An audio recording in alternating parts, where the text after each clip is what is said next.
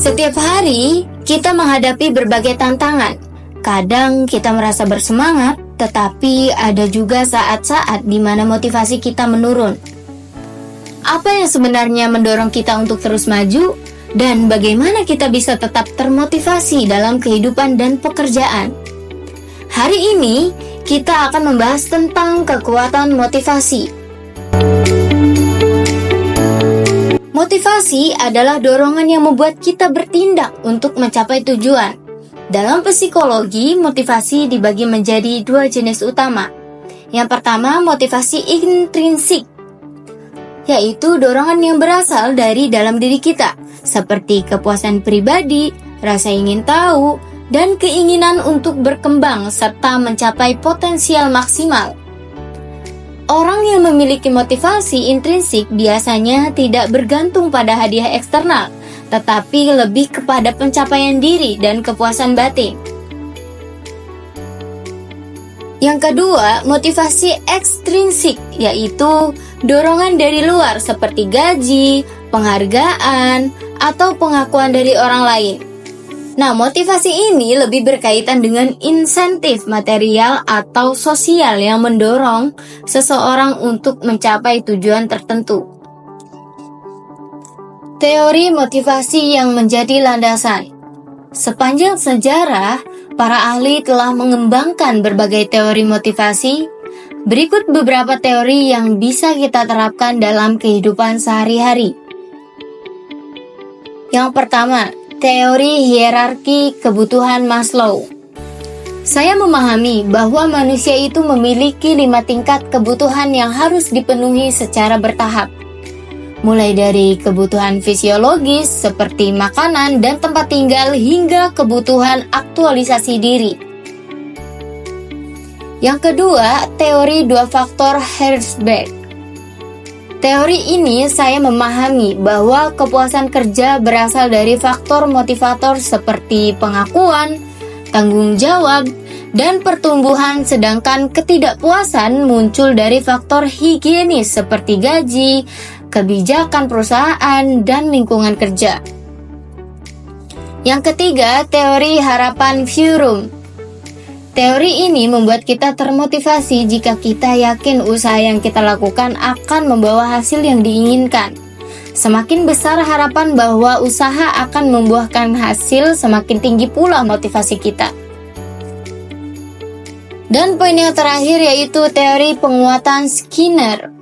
Saya memahami bahwa perilaku seseorang dapat diperkuat dengan memberikan konsekuensi positif setelah tindakan yang diinginkan seperti pujian atau hadiah.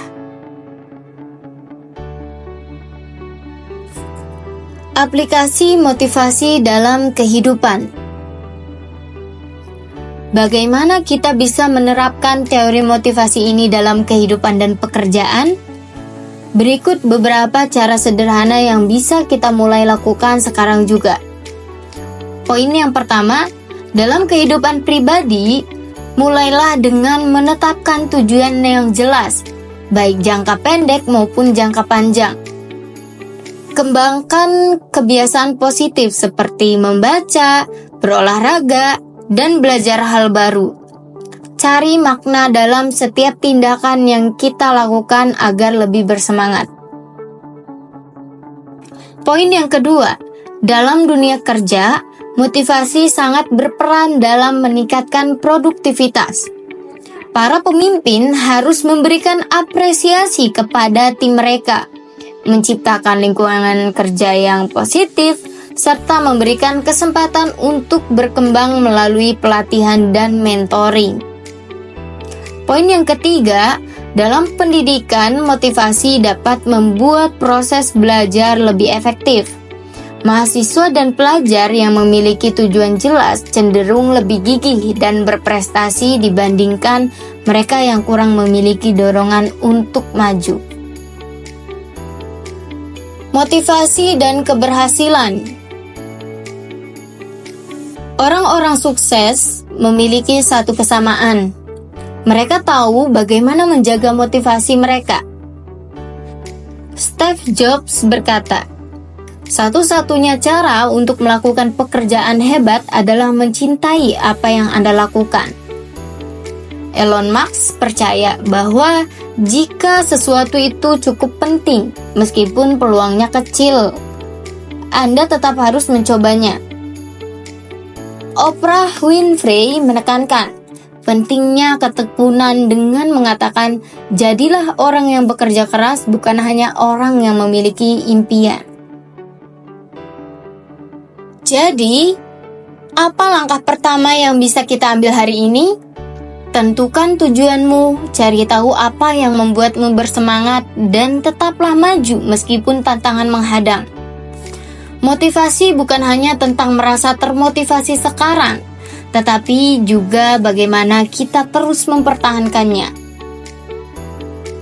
Mulailah dengan membuat jurnal harian tentang pencapaian kecil yang telah kamu lakukan. Carilah mentor atau komunitas yang bisa mendukung perkembanganmu, dan jangan takut untuk gagal karena kegagalan adalah bagian dari proses menuju keberhasilan. Sebagai penutup, motivasi adalah kekuatan utama yang mendorong kita untuk terus bergerak maju menghadapi rintangan dan meraih tujuan yang kita impikan, baik dalam kehidupan pribadi maupun karir. Dengan memahami berbagai teori motivasi seperti hierarki kebutuhan Maslow, teori 2 faktor Herzberg, teori harapan, dan teori penguatan, kita dapat mengenali faktor-faktor yang mempengaruhi semangat dan produktivitas kita.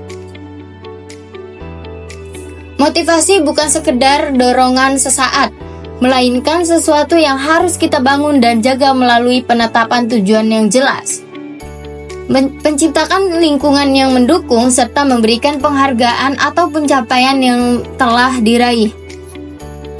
Kesuksesan tidak hanya bergantung pada mimpi, tetapi juga ditentukan oleh kerja keras, ketekunan, dan dedikasi dalam setiap langkah yang kita tempuh.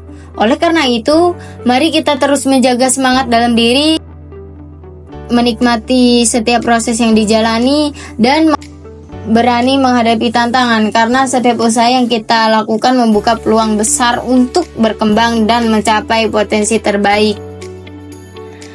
Terima kasih telah menonton video ini.